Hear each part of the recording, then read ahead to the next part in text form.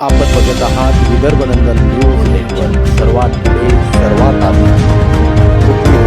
घटना तुमच्या सलग तिसरे दिवस अद्याप तहसील कर्मचाऱ्यांचे आंदोलन सुरूच. तहसील परिसरात कामकाज ठप्प असल्याने अनेक शेतकरी नागरिकांना समस्यांचा त्रास सहन करावा लागत आहे.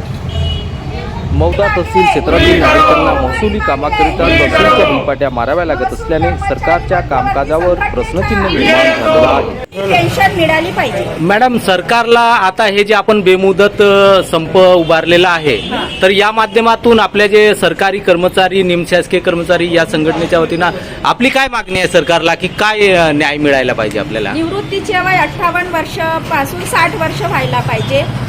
आणि सर्वात महत्त्वाची म्हणजे आम्हाला जी NPS पेन्शन आहे ती रद्द करून जुनी पेन्शन मिळायला पाहिजे.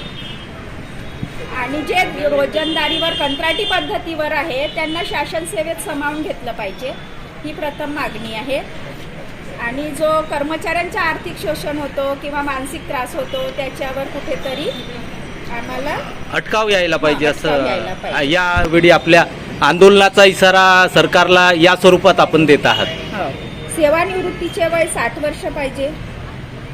हा, कॅशलेस उपचार स्वास्थ्य विमा योजना लागू करावी. सेवानिवृत्त झालेल्या गड्ड कर्मचाऱ्यांच्या पाल्यास नियुक्ती 1981च्या शासन निर्णयानुसार पुनर्स्थापना करायला पाहिजे. अच्छा, या सगळ्या मागण्यांना धरून आपण आज हा आंदोलन बेमुदत उभारलेला आहे. बेमुदत उभारणी.